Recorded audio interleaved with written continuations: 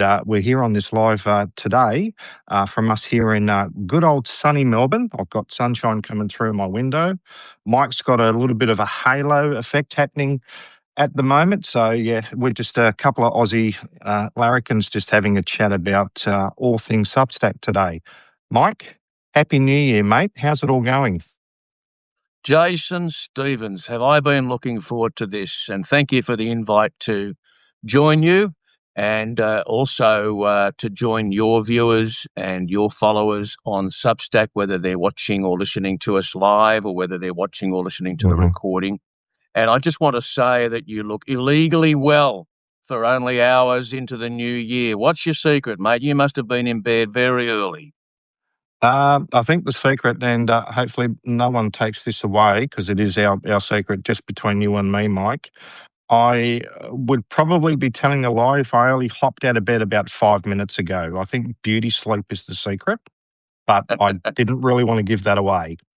So for everyone watching, Mike, and for the 3 people on Substack who don't know who you are, tell us about your journey on Substack.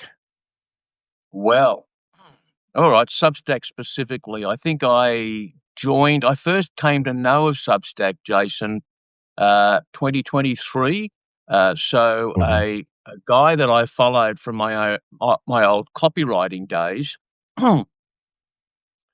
sent I got an email from him, and the format of the email caught my eye for starter. I thought, he's formatted this well. And then I followed down to the links, and there's a link to click here, which took me through to the actual Substack platform where his email was showing as a post. And I thought, oh, wow, what's all this about? And so I was so blown away because I instantly caught on to what the potential was.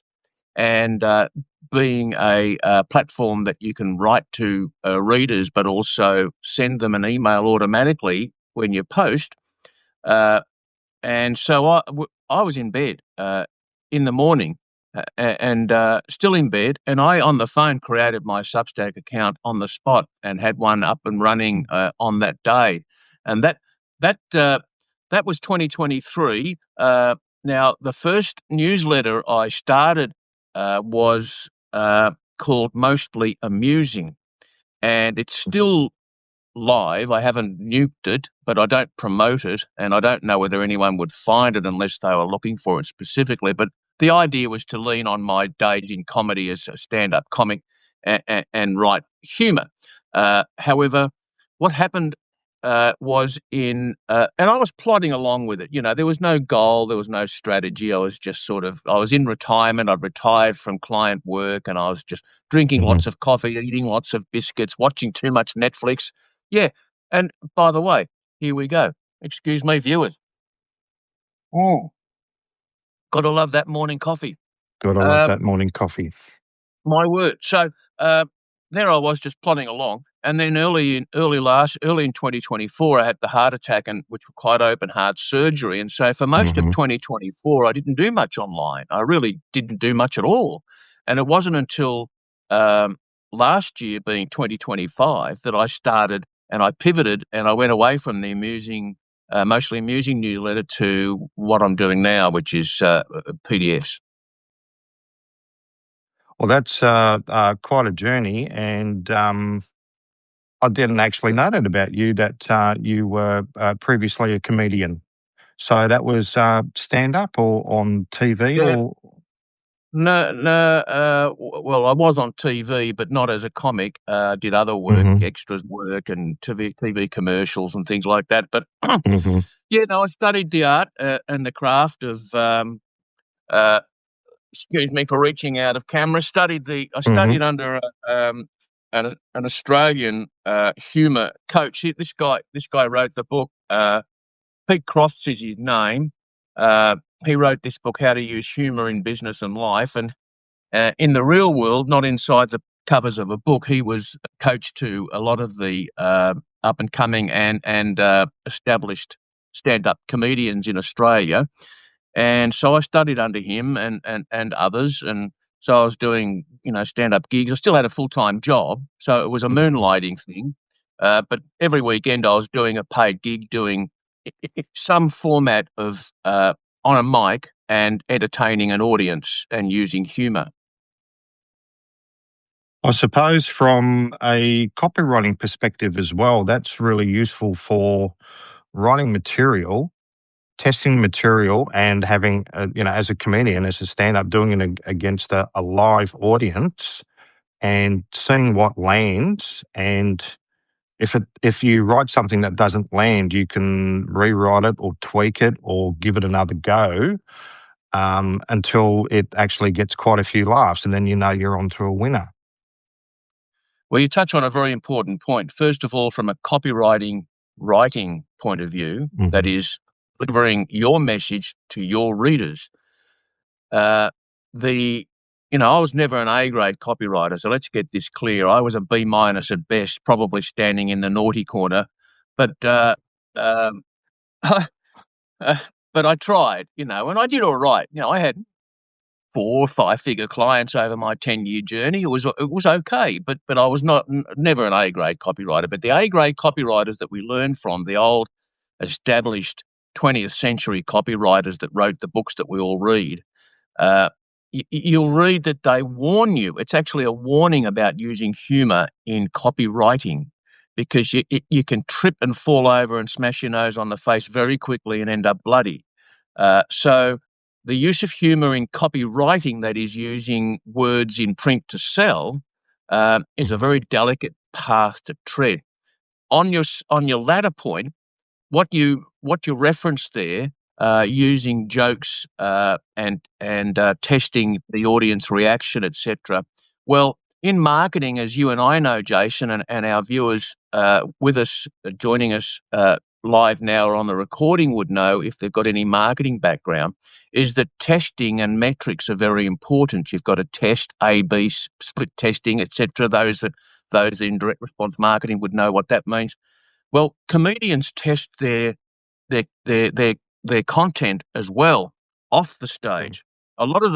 Almost all of the jokes that get the big laughs on a stage when delivering on a mic have been well tested off the stage beforehand, and that's quite common amongst those in the. And who do comics?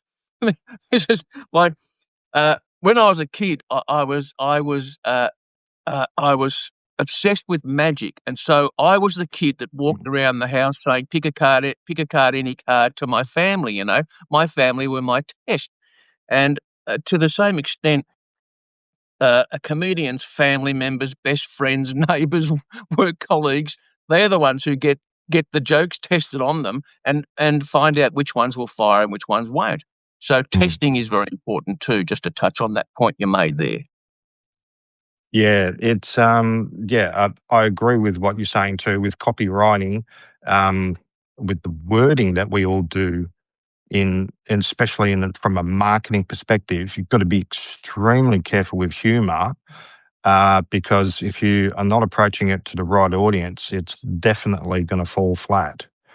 Mm, So, uh, even though you started in 2023, and yeah. based on what you were saying about how you came across Substack and had decided to start here, uh, apart from that, an interesting perspective I'd like to ask, Mike, is why Substack over different platforms? Why not Beehive or ConvertKit or similar email platforms that are in a lot of ways like Substack?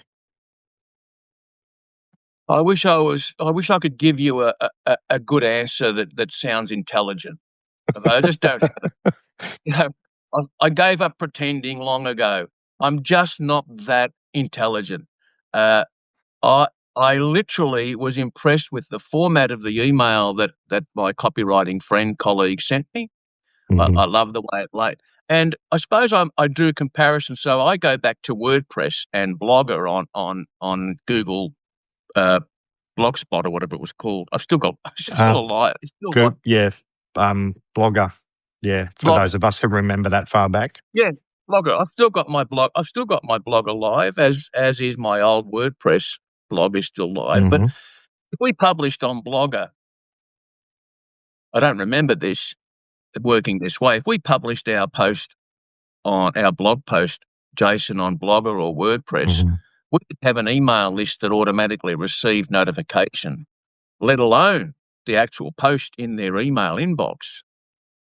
So maybe this technology was around in 2023 and I'd just missed it on other platforms. Well, see, I'd retired. Here's the Hmm. thing. So I did copywriting for the last 10 years up till 2022. So I was a freelance copywriter. And in 2022, I retired. I thought I'd retire. And so, I pulled the pin on all things. And so my interest was family, golf, the garden, Netflix, coffee, and biscuits. Uh, but then it didn't take long before that sort of started to wear a bit thin. And, you hear it so often, people who retire expecting that, yeah, anyway, you hear it often, that, boredom, etc. And I started to Hmm. get bored, not depressingly bored, but bored with a bit of sadness sprinkled over it as well. And I suppose that email that landed from my copywriter friend from Substack in 2023 just landed at the right time. And like I said earlier, when I saw the formatting of it and I saw what Substack was about, I couldn't wait. I mean, literally, I was still in bed early in the morning on my phone, and I created my account straight away, and I started publishing and posting, and then had that lapse in 2024 and came back to it last year. Definitely makes sense. I mean, just as an aside too, I saw a comment from our mutual mate, Joe, who has asked, welcome to 2026, has AI taken over yet? So, um, first day for us over here down under, Joe. I think give it a week and definitely AI will take over everything this year. So, Well, I think we should. Fess up here, uh, Jason, because I think mhm. Joe might even be on the live right now. Is he? I believe so. I did Yeah. see a comment Well, pop up a couple of minutes ago from Joe. yeah, yeah. There's the heart. I just saw a heart. I reckon that's from. uh, I reckon that's from Joe to you and me. Yeah. Either that or it's a secret admirer sending No, me a heart. he's just confirmed. Oh, he's confirmed, righto. Well, I think we need to fence up for Joe.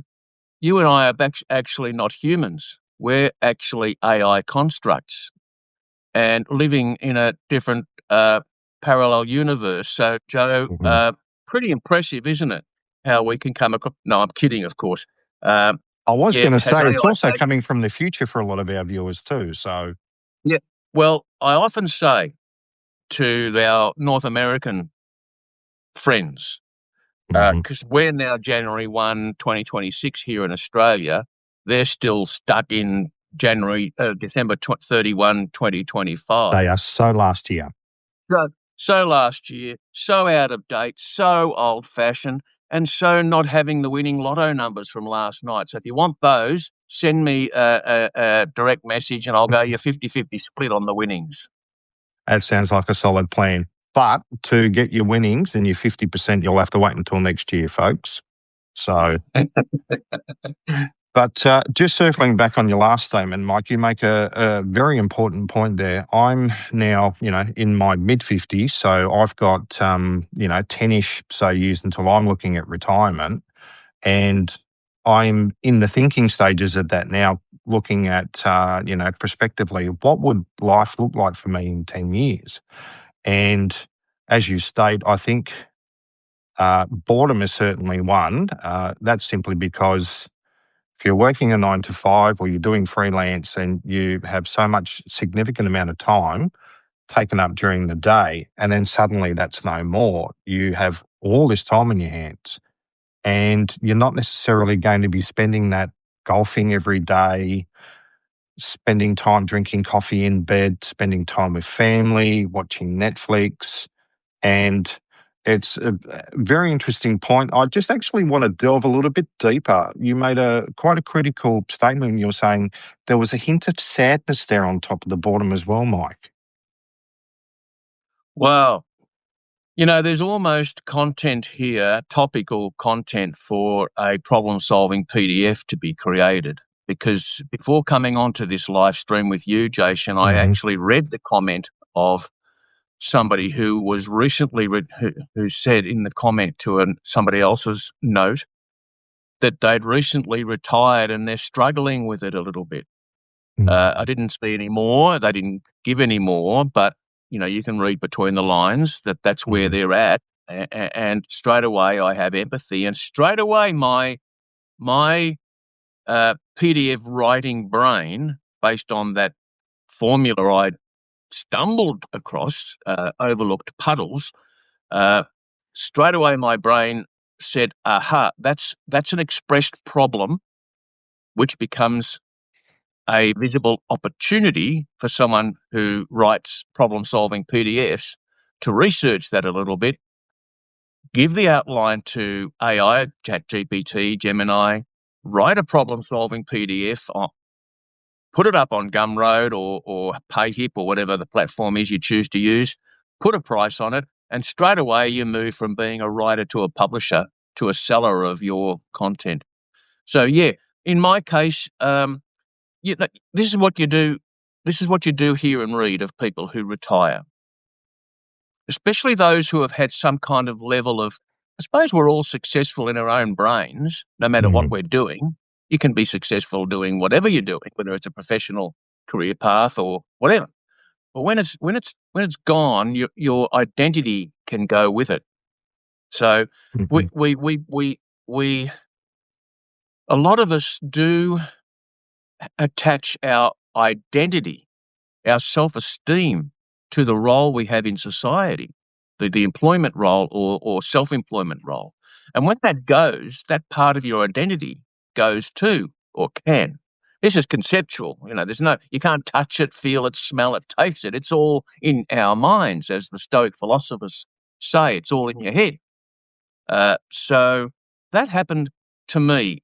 So there I was for 10 years, as busy as I wanted to be, writing for others, copywriting for clients, doing some coaching and consulting as well. So multiple streams of income. Remember to come back to that if you want to, Jason. Yep, I'll keep note. Multiple streams of income. Always, as Dan Kennedy taught, as Dan Kennedy taught, one is a dangerous number in business, putting all your eggs in one basket. So there I was, sad, bored. Yeah, you're right. You can't play. Well, you can play golf 5 days a week, but if you've got ailments, that can, so that wasn't on. Is this all there is kind of thinking? Is this all there is? Have I got the next 10 or 20 years of this to look forward to if I'm lucky to be still around? So that's what happened in my case. That's where the sadness, it wasn't gloominess it wasn't depressed like brain chemical induced depression, and it wasn't grey sky, rain, oh, I wish it wasn't raining today depression. It was just a heavy kind of feeling came over me. That's what happened in whenever it was when I started writing on Substack. Just want to touch on this because it's something that I feel very completely off topic for a moment, but I think it's important to express, is the fact that we do, I know especially us Australians and probably predominant in the rest of the world, Western world especially too, is we do identify with our careers. And we do so for a very, very long time. It's like we don't say I do copywriting for the Herald Sun. We say I'm a copywriter. Whatever it is that is our experience in our career is how we normally express our identity, especially us males as well. So I do understand totally, and just confirming what you're saying with that sadness, because there is that, not the loss of career when we retire, but there's that loss of identity. Something that the sadness also pertains to, this is what I was, this is what I used to do, and I'm retiring, but I'm not ready to let that go, because a lot of that identifies at least a lot of it identifies who I feel I am.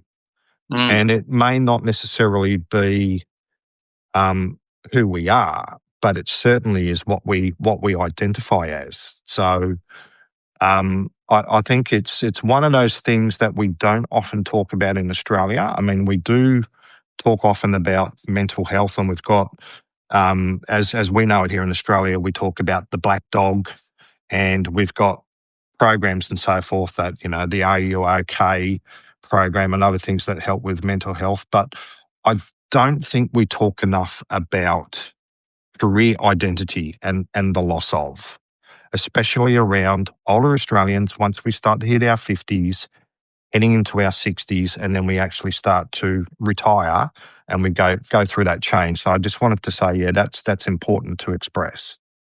What an important observation you've made there. And now that you mention it, you're right. I can't recall seeing anything from those mental health type organisations, Are You OK, Black Dog, etc., that we have in Australia, that specifically, maybe they're there, I just haven't seen them, that specifically address the potential mental health issues of in retirement. And I'll put my hand up. I'm actually a survivor of poor mental health. You may or may not know that I've been in and out of psychiatric hospitals when I was younger. Suicidal ideations, acted upon, almost succeeded, in intensive care, multiple prescriptions of antidepressants until the one that actually seemed to have an effect and worked.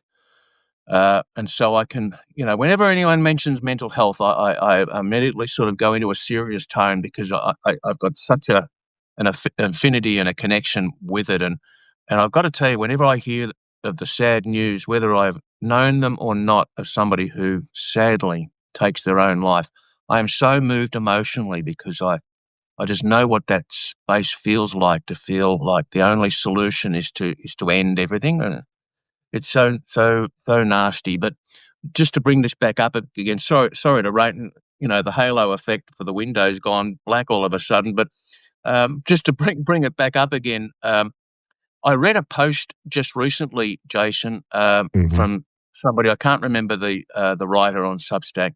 It has 1.7 likes and over 100 comments, one of which is mine. And the writer writes of when they were at a party and they are all elderly, so beyond retirement age, and the question went around the room basically, so what do you do? Not what did you do, what do you do? And if there was 10 people, can't remember the statistic, but 9 of them answered one way and 1 answered the other. The 9 answered, I'm a former accountant, I'm a former policeman, policewoman, police person, whatever.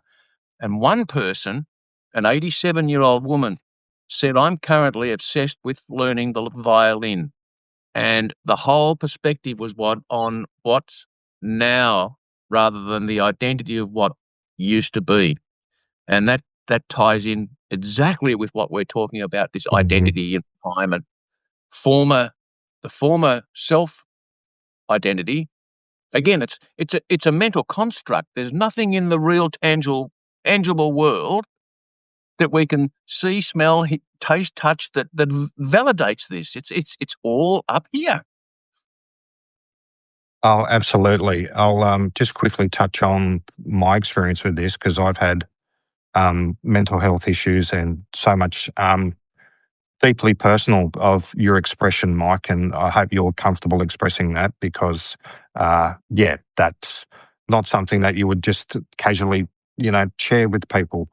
But during the middle of COVID, when we had our longest lockdown, at the time we got to discover was the longest in the world, I, with the former company I had worked for, was in customer service, and we had around 25 staff in the department working for a building metal manufacturer.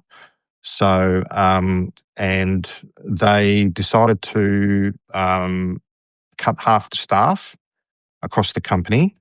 And instead of the building market disappearing overnight like they were forecasting, it tripled. People couldn't go anywhere. They couldn't go on holiday. So what do you do when you can't go away?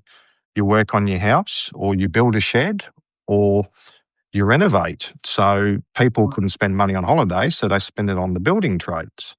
And with the market going gangbusters, we not only lost half the staff, we had 18 other people walk out of the department and leave with a change in management, and there was disagreement. There was, out of 25, 7 of us left, and for 4 months, 7 days a week, I worked 18-hour days because, in my mind, being kind of career-minded and identifying, I felt I could not let my customers down.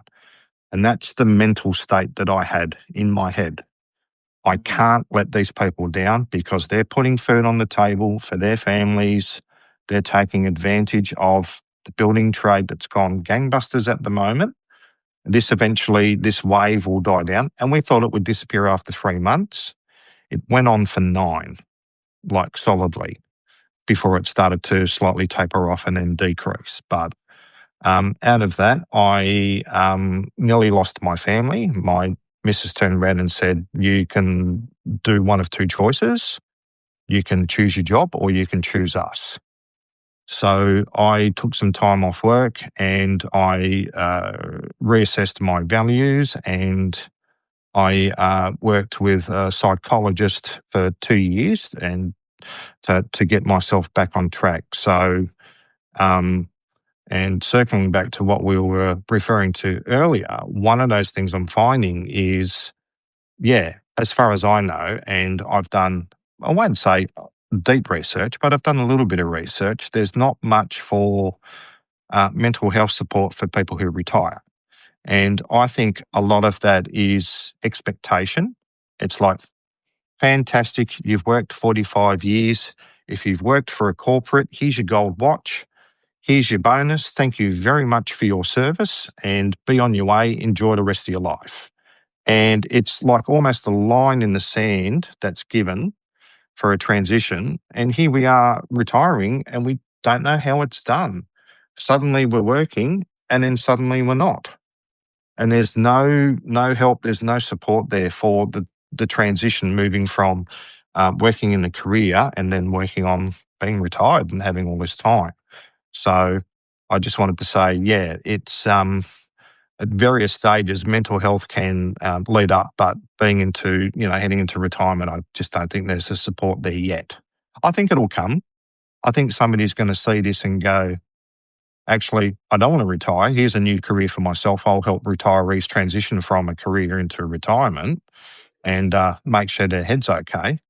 But one other thing I wanted to ask of yourself, Mike, is you've obviously written quite a few posts, and before I get on to talking about PDFs, what has been your experience and how do you find Substack's version of Twitter, Notes? Okay. Thanks for that, Jason. Just before I answer that, thank you for sharing your own part of your own personal story there. And I think this what you've just done then is part of what I call being in the wisdom economy, as opposed to the content economy. So nobody else can tell Jason Stevens' story because nobody else has lived it. You can include facts and figures and knowledge in it. And there's plenty of writers of all ages that will research, quote unquote research, pull facts, figures, knowledge from a book, an encyclopedia, or today AI, and put it into a PDF or an ebook or even a hard copy book. And it's content. But when you add personal story based on experience, this is not just knowledge, this is know-how from experience, warts and all. I'm not the one predicting this. The experts predict that this is the way, this is the big transition in content. And this is why, it's not just an accident that I've stumbled upon writing, as I position them, short problem-solving PDFs. You'll see that throughout my content, my notes and my posts, short problem-solving PDFs. Personal story, personal experience, points of view, not being afraid to share something as you have done.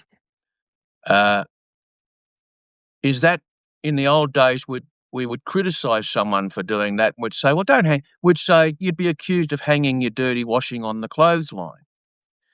Well, those days have gone. COVID, I think that whole era that we went through when that whole thing crawled across the planet in the way it did, not just the thing, but the way governments around the world managed the thing, and Victorians here in Australia were victims of very poor management of that. I can tell you that's my point of view on that. Agree or disagree. But I just want to mention too, and I'll come back to answering your question. I have a friend here on Substack, like yourself, Jason. Her name is Monica Heber. Her last name is spelled Hebert. Mm-hmm. And I encourage your viewers and listeners to check her out because her positioning statement, if mine is short problem-solving PDFs, her positioning statement is we don't retire, we rewire. And her whole theme and what she puts out is based on that. So I encourage your viewers and listeners, Jason, to check out Monica Hebert, Hebert. I'm probably killing the pronunciation of the surname. Now, your question, which was? It was, how do you find notes? What do you like about notes? What do you dislike about notes? With notes pretty much being Substack's version of Twitter. Really, Well, the that's first thing the that way comes to mind. I see it. Yeah.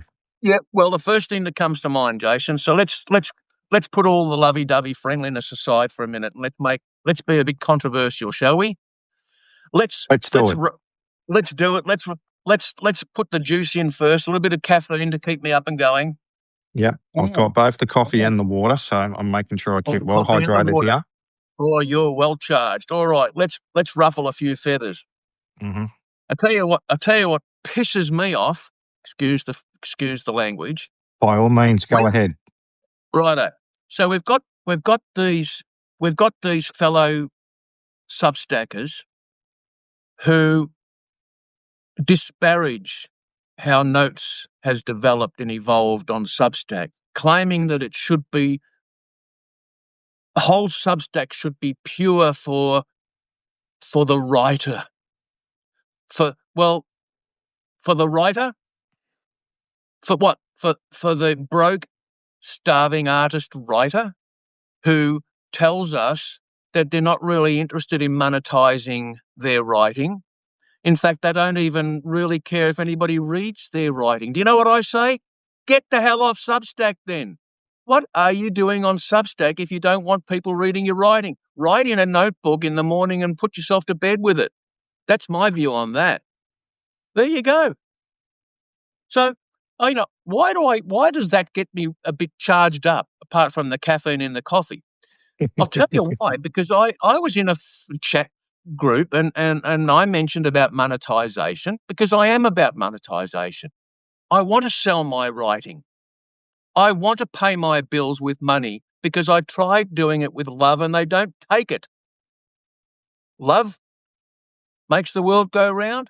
Yeah, it sure does. So does money. And that often misquoted line from the Bible, and I'm not going to, this is not about Bible bashing or even going down that path, so don't get me wrong. Sure. There is a quote from that book, and you'll hear it said, money is the root of all evil. Wrong, wrong, wrong, wrong, wrong. It's not quoted like that at all. The correct quote is the love of money or the worship of money is the root of all evil.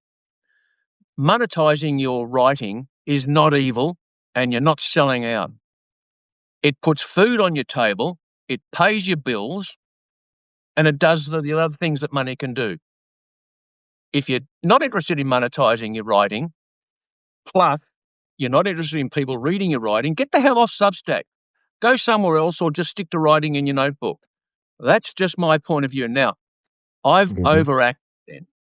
That was a bit of a performance if you couldn't tell. All right, I think you could. I could. Yeah, I could.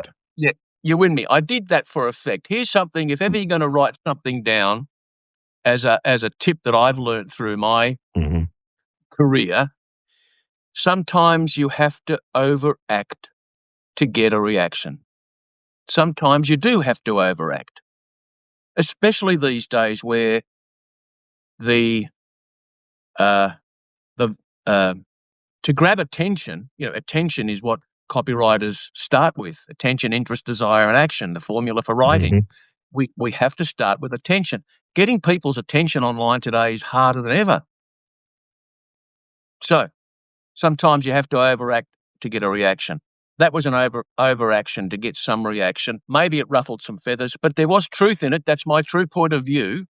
And so you've let me go too far, Jason. I can't even remember why I went on that path. So this is where a healthy ego can sometimes be dangerous. Look, I think, and I'll circle back to our question, but I think that also, actually, no, I tell a lie. We're being a little bit controversial here. I think, and I feel this. Everything you just said, I 100% agree with.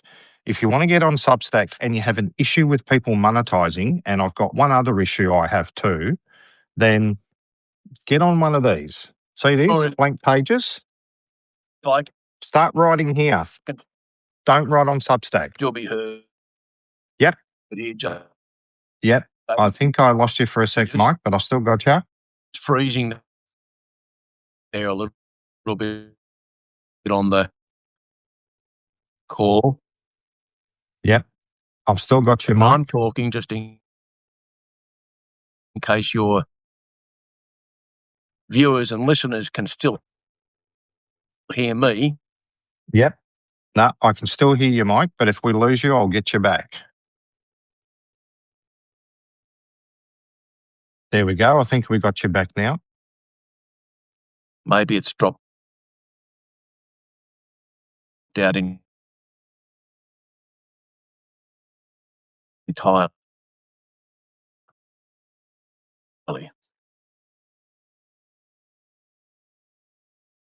Yep, we're still going, Mike.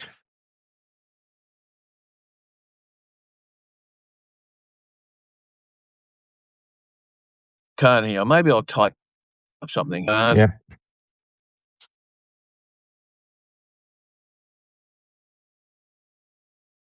Are we back? There we go. We got you back, Mike. Yeah. So did I drop out? Because you did drop out. Oh, it just your screen went black and you went out of like almost when you go out of range when you're driving through a tunnel. So, but I've got you back now. But I was just saying, I don't understand why people don't want to go on Substack. If you don't want to monetize, that's fine. But if you're going to have a whinge, as we say in Australia, about writing on Substack and you want to be pure and you can't understand why people want money, grab one of these. See the blank pages? Start writing here. Don't write on Substack. Yeah, there's that's no point. it, mate. I'm with you. Good point. I tell you, Are you? Go ahead, Mike. So that one person was enough in that chat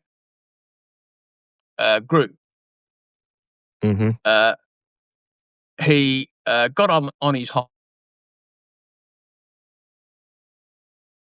about monetization,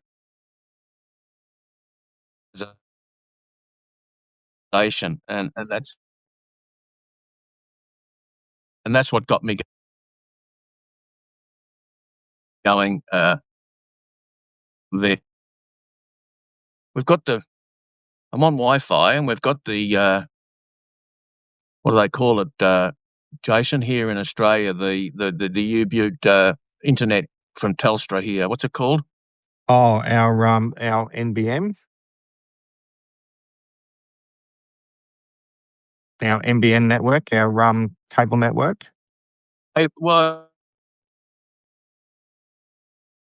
Yeah, look, I'm very sorry. This is obviously our network provider, the one I'm with here in Australia, is Telstra, and they're obviously playing around with the internet again, as they do.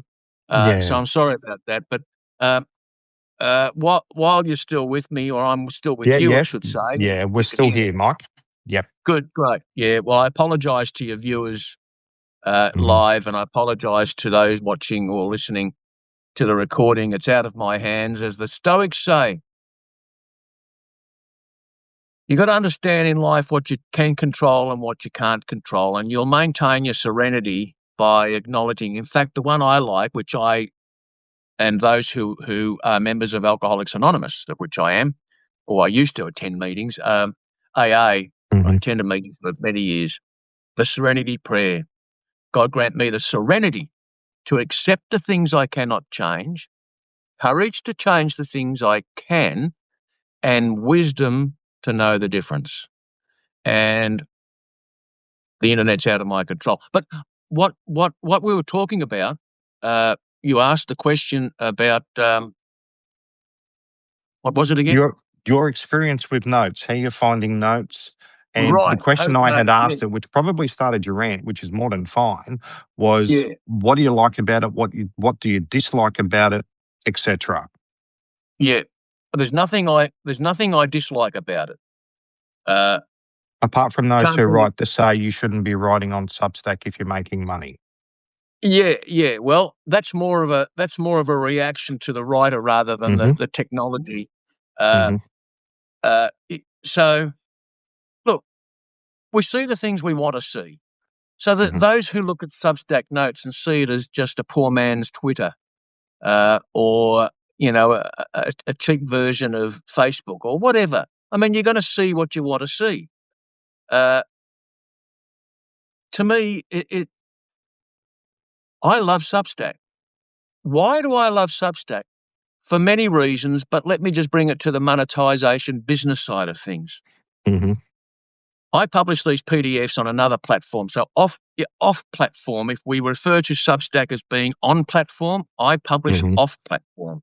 And I bring my readers, followers, and subscribers off platform onto Gumroad, where I publish my PDFs, which is where I get my sales. By a long stretch, most of my sales on those on Substack. They're coming from Substack. So Substack to me is a source of income. It goes the internet again. Yep, I can still hear you, Mike. Yeah. So I publish notes multiple times a day. I think you do too, Jason, don't you? Yes, I certainly do. Yeah. Uh, I I see I see many of the gurus, let's call them gurus, the big high flyers on Substack, those with multiple thousands of subscribers and followers. Their notes more often than not are just 3 or 4 lines of text. Hmm. These seem to go off, but I mix it up. I include images in some. I include long form in the note. Some of my longer form notes could really be a post, or it Hmm. could be an emailed newsletter. But I just test and experiment. Uh, uh, I think it's another Substacker. Her published name is, I think it's a pseudonym, Karen Cherry, Cherry, Karen Cherry. She Hmm. wrote a post recently about the Substack algorithm and how the notes algorithm works. It's worth following that up. And how did she come up with uh, answers about the Substack algorithm as it applies to notes? Well, she actually was on a live with one of the staff of Substack, the guy Hmm. responsible for designing the algorithm of notes in Substack. So she wasn't quoting just from I think this is what happens. She was quoting him directly in her post. So I post often. I post notes often. Uh, why do I post notes often? Because uh, notes to me is like standing in front or to the side of a passing parade and holding up a sign or holding up a flag and waving Hmm. it to get attention. The notes are the attention grabber. Then, and then from notes is where you get your followers. And from your followers is where you get your subscribers.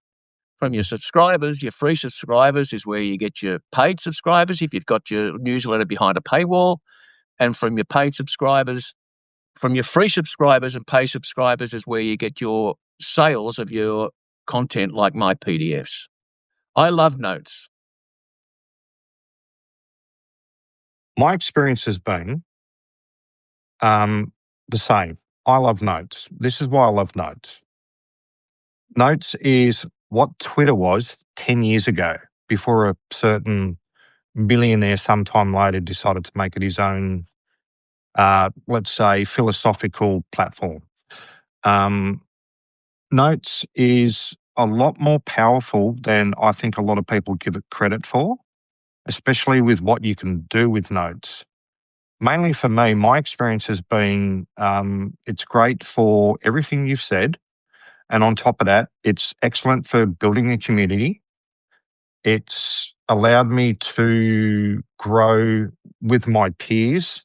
And I've had, just in the 4 months that I've been here on Substack, the amount of conversations in the DMs that I've had with people, including your fine self, has been staggering. I've had over, I would imagine, 150 direct messages with people in 4 months, which is more than the 13 years I've been on Twitter combined. It's also, and you found this experience yourself too, Mike, is for direct sales, it's beautiful. It's the world's shortest funnel. You write some information, you create the hook, you advertise with a link. You can't make it simpler. You can create anything you want in Notes. There's a lot of people who are saying this is a suitable way to use Notes and you can do X, Y, and Z. And to admit, I'm one of these people. I really love Notes and its ability to allow you to communicate, to share ideas, to give information, to grow your followers, to become subscribers, to then market and sell whatever it is that you desire to use Substack for, whether that be a product, a service, or a combination of. So with Notes, obviously, primarily, this is your growth engine for your PDFs, Mike. Now, I know that you've been saying, especially probably from quite some time ago, moving from a creator economy mindset to a wisdom economy mindset. If you just want to talk to our viewers and listeners a little bit about how the PDFs came about and what you do with your PDFs currently through providing and engaging on Substack. All right. Okay, will do. Let me just find that book. Excuse me for stepping outside of the... Mm-hmm. I'm going to walk away from the camera for just a minute, Jason, while I look for a book.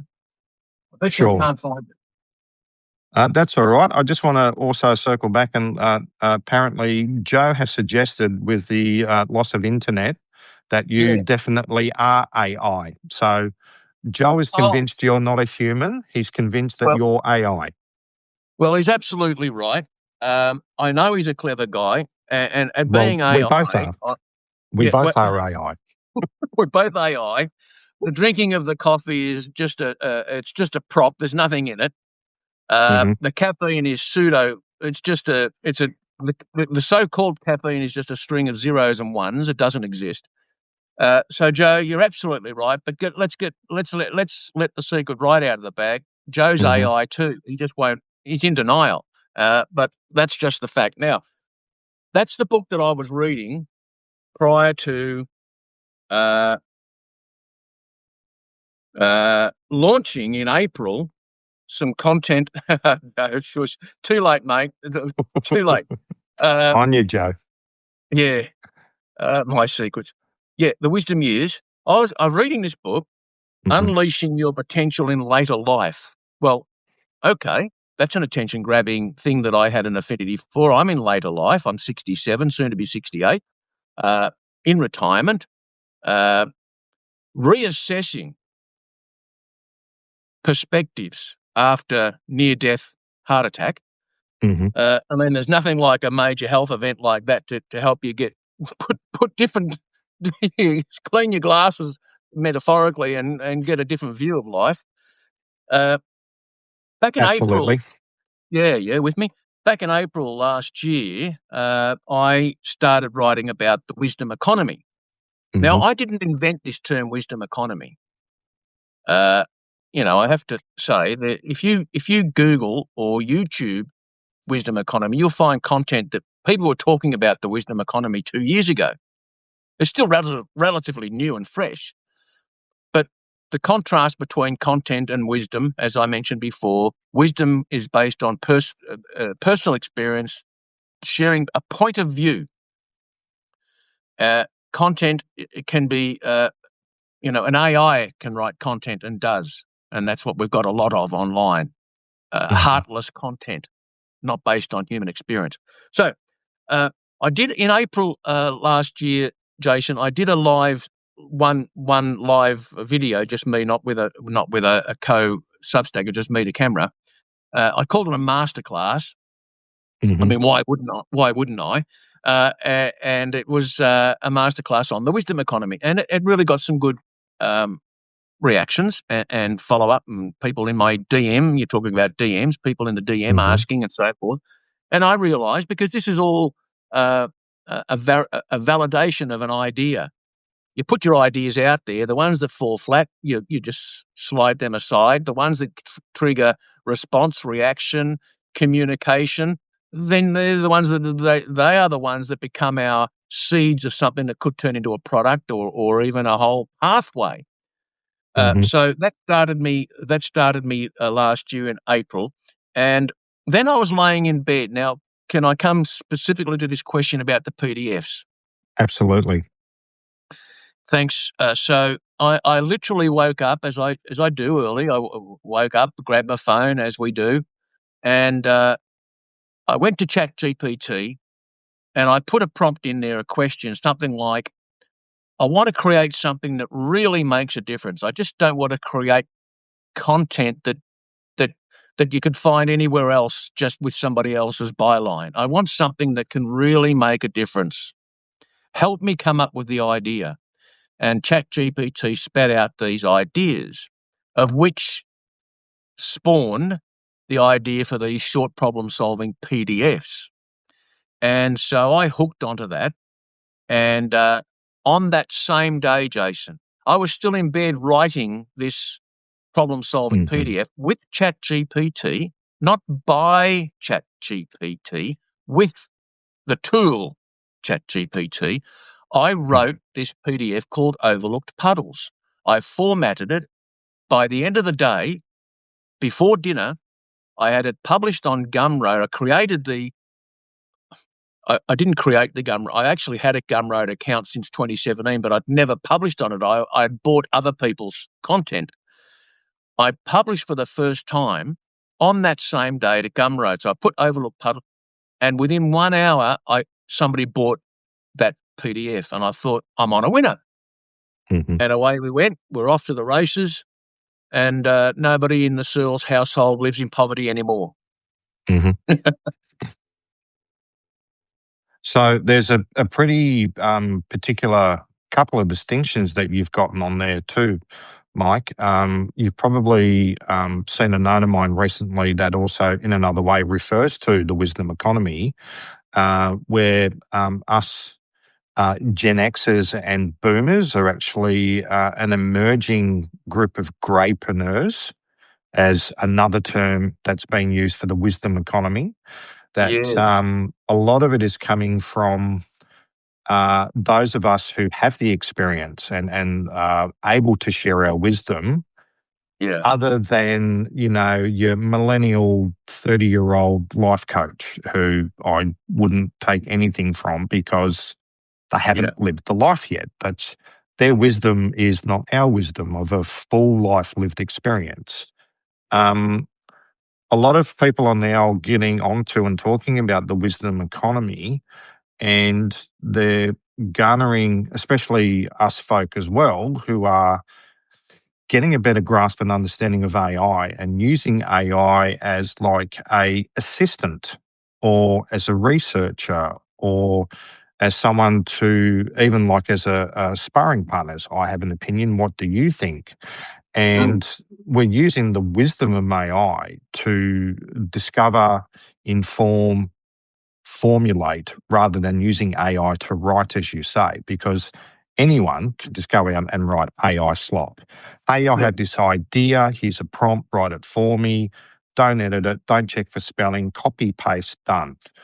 Those of us who are in the wisdom economy, we can't do that because it's straight away we know the moment we put pen to paper or word to screen and hit publish, we're sharing our wisdom, we're sharing our experience, we're reflecting on our ideas and our expectations, and um, giving that in a format that says, I represent what I'm writing here word for word. It doesn't represent what AI is telling us that it should be written as. Because you probably had this experience too, where you've gone in to use AI to say, I've got this thing in my head and I'm going to use AI to kind of bounce some ideas off. And on that particular day, you'll go, AI, I think, has gone a bit nutso today. Everything I'm giving it, it's coming back with like, I feel like I'm talking to a 6-year-old that's ready to throw a thermonuclear hand grenade. It doesn't know what it's on about.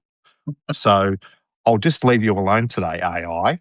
And I think that that's a pretty important point, both of those aspects. That yeah, we use AI as a tool, as we do, and it's based on the wisdom that we express.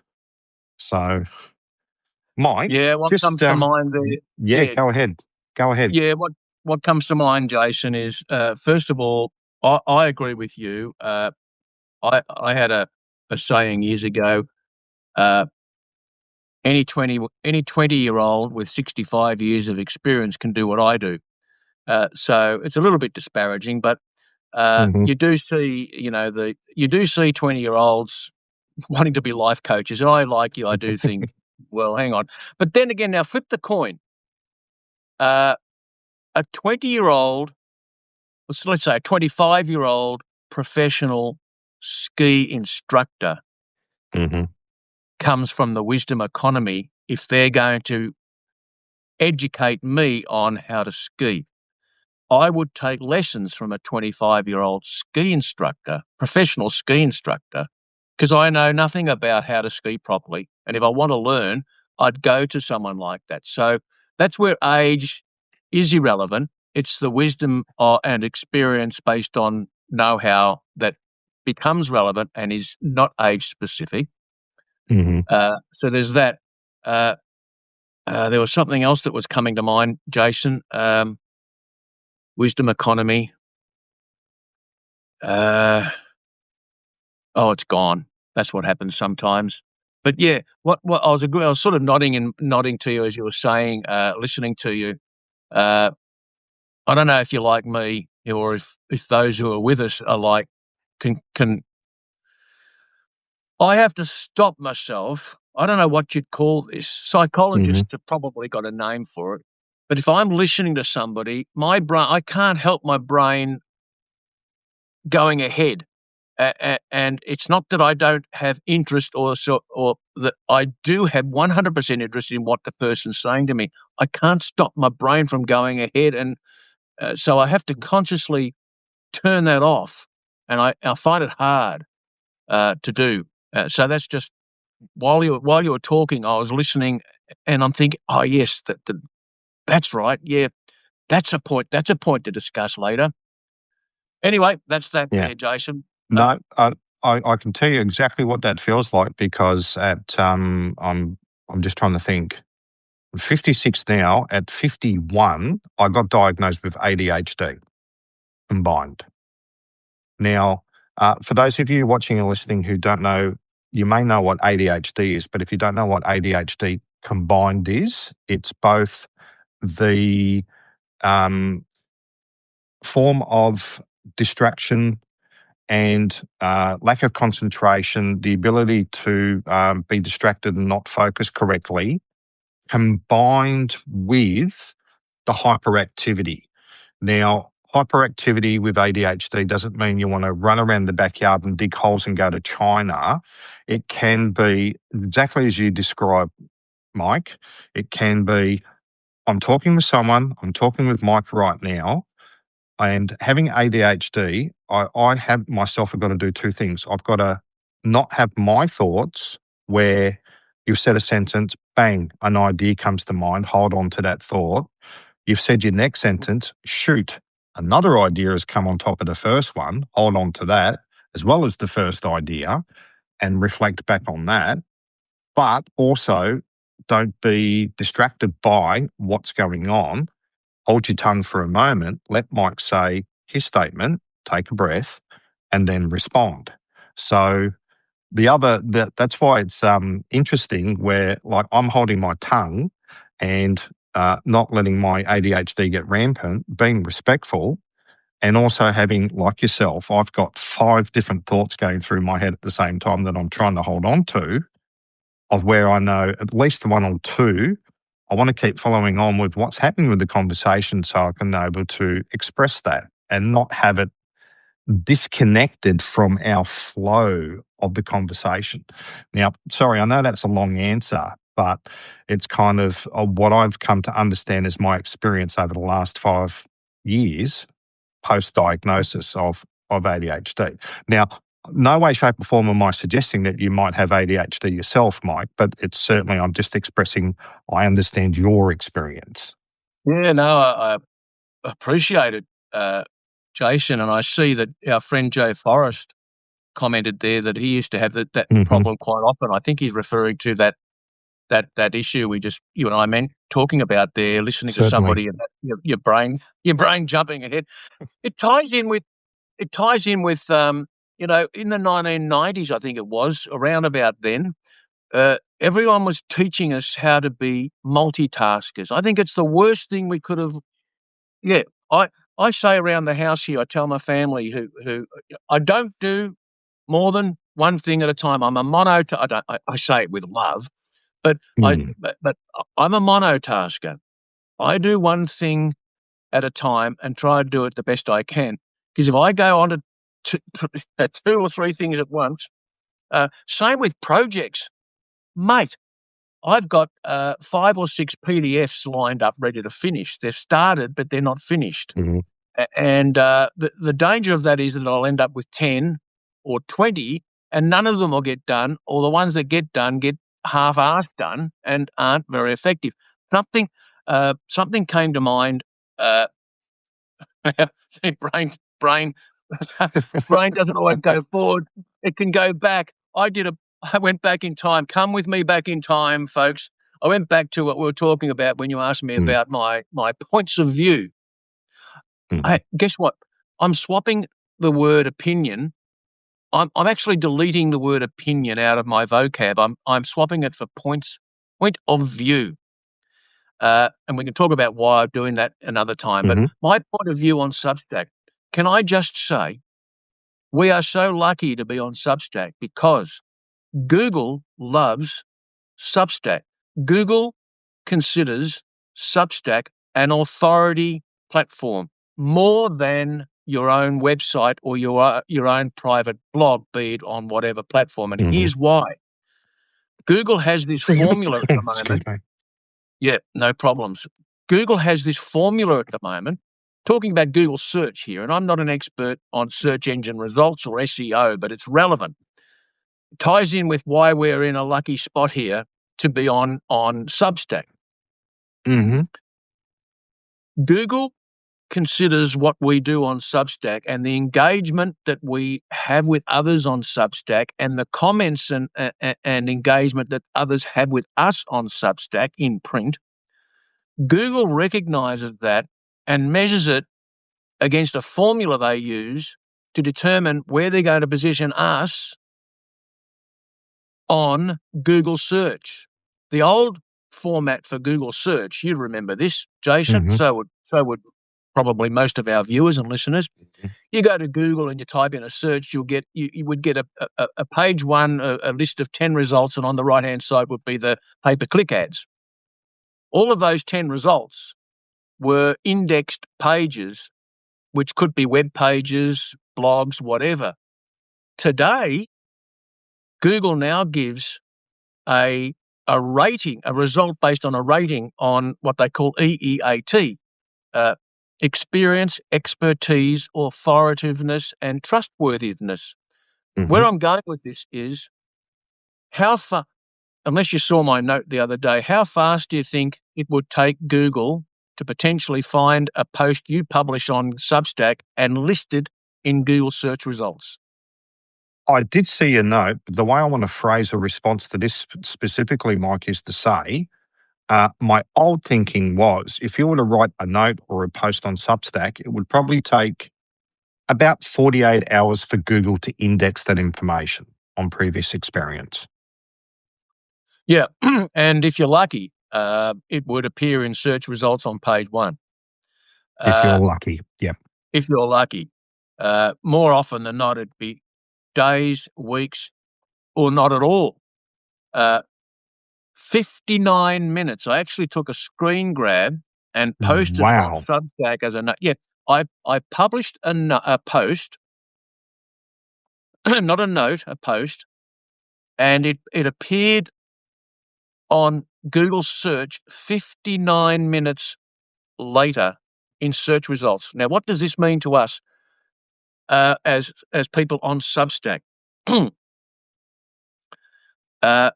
So the question that's coming to my mind is, okay, this is all under the umbrella, the overall arch of monetization. Being found online, be found online, people engaging, relating, and then wanting to buy what you've got to offer. Is the only way people find us on Substack going to be if they're on Substack? In other words, other Substackers. Is our potential audience limited to just fellow Substackers? Certainly not. Evidenced by how we appear in Google's new way of searching search results. Proofed by, I mean, if you put in my name, Mike Searles PDF, literally Mike Searles PDF, you'll see the results. If you put in Jason Stevens, what's the keyword one keyword that positions you at the moment, Jason? Very quick story here, and this is why it's interesting exactly what you're saying. If you Google just Jason Stevens, you don't find me at all. The reason for that is there is an ex rugby league player who is the same name as me, Jason Stevens, and it's generally him that you find, even though he's been retired from the sport for 10 years, you find him everywhere, all over Google when you do a search. But that dramatically changes when you put in Jason Stevens Substack. And then you find everything that I do on Substack, not just posts, but the other thing I've noticed as well is a lot of my notes also come up on Google search as well. Yeah, isn't that interesting? Notes and posts. And so it's both. Anyway, that's a story for another day and a conversation. And, I'm out of my depth there talking any more with intelligence about search engine optimization, which is really what that comes in. I'm no SEO guru either, so no, but it's totally just get worth your point noting there. from our level. It's worth noting what you've shared and what I saw the other day. Mike Searles PDF, put it into Google search, just curious to see what comes up. And there was that post that I published only 59 minutes earlier. So that means, what does that mean to us? The old what's in it for me? So what's the benefit for the viewer, for the listener in what we've just talked about, Jason? The benefit is that your audience on Substack won't necessarily only come from Substack and other Substackers. It may come from search on Google. I've also got people, on your statistics in Substack, you'll see where your leads, where your visitors have come from. I was just thinking that. Bing and Yahoo. I don't use Bing, don't use Yahoo, don't even know how I look in search results on those search engines, but there it is. Wow. Do you know what? you've got 13 people still with us, Jason, Mm-hmm. and it's been such a I've been looking forward to this, and it's been Me such a too. pleasure being with you on this chat, Jason. And this is your live stream, but may I, with you, side by side, Mm-hmm. give gratitude and thanks to your viewers and your listeners who have joined us and stayed with us for the time we've been on this. Because I know that attention, and all the rest of it. So you've kept your audience watching and listening, and I'd like to thank them for staying with us. Oh, look, I'd like to thank everybody who's been on here. I think Joe's been on since first minute, as well as several others. But to everyone who's been on here so far, thank you for joining us and persisting and getting a real good insight. A little bit. Like I'm very happy to revisit this again in the future with Mike, and with this seems like a really good format where you've got a couple of old fellas from Australia talking about Substack and anything else that tends to pop up as we're conversating as well. But no, I've really enjoyed this so far, Mike, and appreciated the time that's been available to us for you to be on here as well. And happy that you were my first live stream on Substack. I mean, I've done live streaming before, and I haven't done it in a while, so it's not entirely brand new to me. It's just brand new to me on Substack. Well, congratulations on your first live stream on on on on Substacks, and I'll leave it to you. Joe's just left a remark there. I'll leave it to you to respond, but I do see it, Joe. Thank you, but I don't want to steal. Nothing worse than someone, because I can talk under wet cement if you let me, and so Hmm. you've got to keep me in check, Joe. This is Joe. See, there I go. Jason. Hey, All good. yeah, Jason. This is your live stream. I'm your guest, but I do see Joe's comment there that he left, and I appreciate it. Yeah. All right. We're looking like we're heading towards wrapping up for this particular session. Like I've suggested, I'm happy to do this again with Mike in the future. And no doubt in the not too distant future as well, I'm more than happy to have another person to get on and we can natter about all things Substack. And any final remarks before we decide to wrap up here today, Mike? Oh, I feel like being bold. I do feel like being a little bit greedy. Oh, what the heck? I'm going to do it. The floor Anyone is who, yours. oh, look, please, careful. No, anyone who's interested to look at what I'm doing with PDFs, don't have to buy anything. You can go to my Gumroad store. In fact, don't buy anything. I don't want you to. Go to my Gumroad store and just have a look. There's the psychology in that is crazy. Please go to my Gumroad store, and here's the simple link rather than the long Gumroad link. It's simply pdfs.me. So if you set it, it'd be pdfs.me. Pop that into your browser. That'll take you to my Gumroad store. You can see how I'm listing my PDFs. Oh, one quick tip. Hmm. Oh, I've got to share this. Please If do. you're writing and publishing a PDF, I've just started doing this. I think it's only if you've got a Google Workspace account. I think there may be that caveat on this, but if you've got a Google account, work account like I do, if you create a PDF in your Google Drive, open the PDF in your Google Drive, Google AI will create a podcast style overview of the PDF. It's the sound of it. It's very, very good. Joe, you are AI. I know you are. We are, and we're impressed with how this comes out. It's up to a 5-minute interview between a female voice and a male voice, and they're talking about and their overview. It's an overview of the PDF. You can generate that, save it as an MP3, and publish it on the description page of your PDF on Gumroad, and it's an audio version of an overview, and I think it's terrific, rather than just someone landing and reading a text sales page description of your PDF. Go to pdfs.me, find one of those PDFs that I have there, and look where you see the actual podcast style overview, and have a listen, and you'll see what I'm talking about, and have a play with it yourself.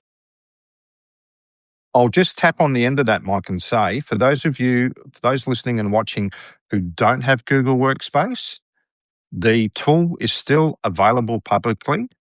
The tool that you can use to input your PDF or a PDF that you've purchased, especially if you're going to pdfs.me for Mike and purchasing one of Mike's, not that I'm suggesting, but you know what I mean. You can upload it. You can upload it into the platform is called NotebookLM. So L for Larry, M for Mary. NotebookLM.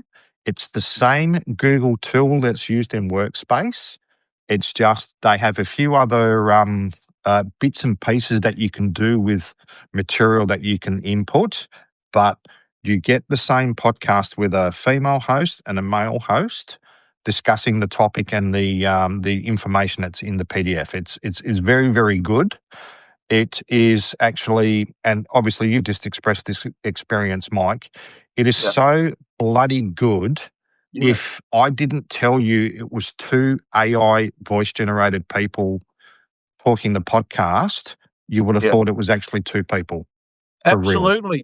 Absolutely. And I could just see Joe's saying in notes. Mhm. Can you see Joe's notes there? Do you want to I read? can. Do you want to tell them? Yeah. Do you want to tell He your says, viewers I could talk about Google Workspace Advantage all days. For those who haven't seen it yet, that's what Joe's referring to in his comment. Yeah, in his previous comment, he backs up what you said about NotebookLM, that you can use that too. So, Joe was saying if you have a free account, you can use NotebookLM. So, for those of your viewers who have stuck with us, and if they weren't already aware of this added tool, for now, hopefully that's some value we've been able to share with them, Jason, because I reckon it's a great tip. Definitely. Good, mate. All right, folks, this has been fantastic. As we've already said, very happy for everyone that's joined us. We're currently here in Melbourne, Australia, with 10:30 on New Year's Day. So we'd like to say Happy New Year's for all of those who are currently in 2026, and look forward to you celebrating your New Year's Eve for those of you, unfortunately, still stuck in the past last year. What time would it be in North America now? I believe at the moment, I think, and I'm probably doing a very bad guess here. I think in California it's about 7 p.m. So I think on the New York side they might be not too far away from 12 o'clock. Righto. Well, all the best for the New Year's Eve for those in the Northern Hemisphere, and Happy New Year. And Jason, again, thank you for having me as your guest. And thank you for letting me get a little bit excited at times, overacting at other times, just to get a reaction. And I've had fun, and I really do look forward to the next time I can join you, Jason, on one of your live streams. Thank you. Thank you, Mike. I've really enjoyed this session too. And I've really actually enjoyed where we've weaved and circled in our particular path. We started off strong talking about Substack, but as I knew, we would go off on a few tangents as we are wont to do. So thank you very much, Mike. Thank you for coming on board. Everybody, you have a wonderful day, and we'll see you on the next live. Thanks, Mike. See you, mate. I'll see you, mate.